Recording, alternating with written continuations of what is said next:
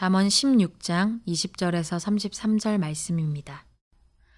삼가 말씀에 주의하는 자는 좋은 것을 얻나니 여호와를 의지하는 자는 복이 있느니라. 마음이 지혜로운 자는 명철하다 일컬음을 받고 입이 선한 자는 남의 학식을 더하게 하느니라. 명철한 자에게는 그 명철이 생명의 샘이 되거니와 미련한 자에게는 그 미련한 것이 징계가 되느니라. 지혜로운 자의 마음은 그의 입을 슬기롭게 하고 또 그의 입술에 지식을 더하느니라. 선한 말은 꿀송이 같아서 마음에 달고 뼈에 양약이 되느니라. 어떤 길은 사람이 보기에 바르나 필경은 사망의 길이니라. 고되게 일하는 자는 식욕으로 말미암아 애쓰나니 이는 그의 입이 자기를 독촉함이니라. 불량한 자는 악을 꾀하나니 그 입술에는 맹렬한 불 같은 것이 있느니라. 패역한 자는 다툼을 일으키고 말쟁이는 친한 벗을 이간하느니라. 강포한 사람은 그 이웃을 꾀어 좋지 아니한 길로 인도하느니라. 눈짓을 하는 자는 패역한 일을 도모하며 입술을 닫는 자는 악한 일을 이루느니라. 백발은 여호와의 면류관이라 공의로운 길에서 얻으리라. 노하기를 더디하는 자는 용사보다 낫고 자기의 마음을 다스리는 자는 성을 빼앗는 자보다 나으니라.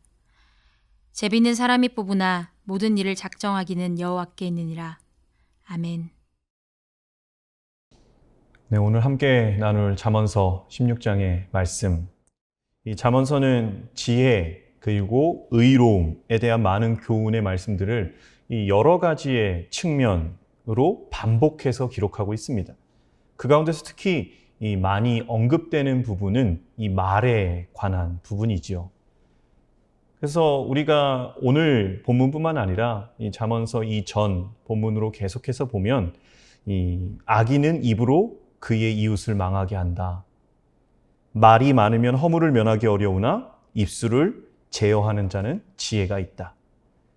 의인의 입은 지혜를 내어도 패역한 혀는 배임을 당한다. 의인의 입은 생명의 샘이라도 악인의 입은 독을 머금었다. 등등 이 말에 대한 많은 기록들이 있습니다. 오늘 본문에서도 이 말에 대한 기록이 동일하게 반복적으로 이어집니다. 21절에 보면 입이 선한 자는 남의 학식을 더한다. 23절 지혜로운 자의 마음은 그의 입을 슬기롭게 한다. 24절 선한 말은 꿀송이 같아서 마음에 달고 뼈에 양약이 된다. 27절 불량한 자는 악을 꾀하나니 그 입술에는 맹렬한 불 같은 것이 있다. 28절 말쟁이는 친한 벗을 이간질한다. 이 꼭 잠언 지혜에서만 아니어도 말에 대한 중요성은 성경 전체의 중요한 흐름입니다. 이 분노로 쏟아낸 말로 인해 약속의 땅에 들어가지 못했던 모세. 어머니의 하나님이 나의 하나님이 될 것입니다 라는 말로 예수님의 족보에 오른 모압 여인 룻. 바울과 그의 일행들을 악한 말로 비방한 으뜸되기를 좋아하는 디오드레베. 심지어 이 야고보서 3장에는 혀는 곧 불이요 불의의 세계다 라고 선포하죠. 그래서 혀는 능히 길들일 사람이 없다. 쉬지 아니하는 악이다. 죽이는 독이 가득한 것이다 라고 말에 대한 부분을 야고보 사도는 이야기합니다.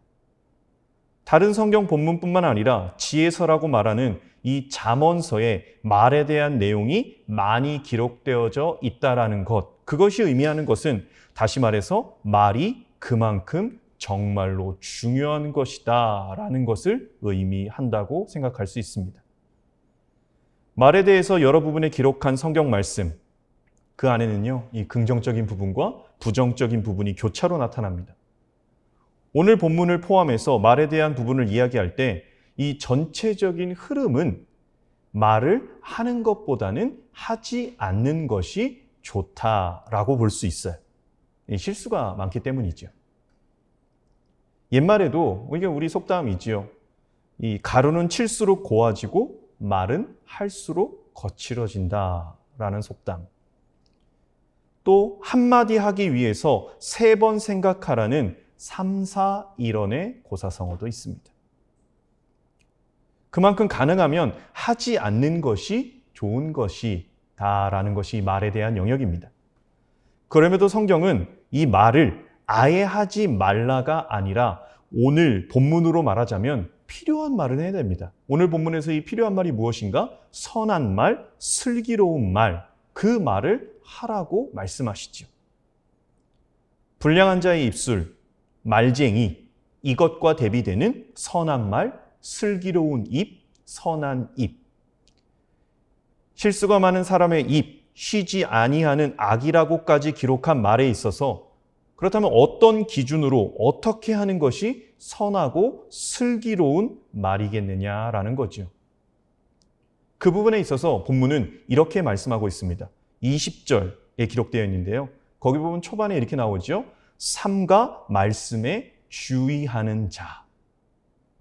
어떤 기준으로 어떻게 말하는가? 그 기준이 무엇인가? 삼가 말씀에 주의하는 자, 주의하는 것, 그것이 기준이라는 말입니다.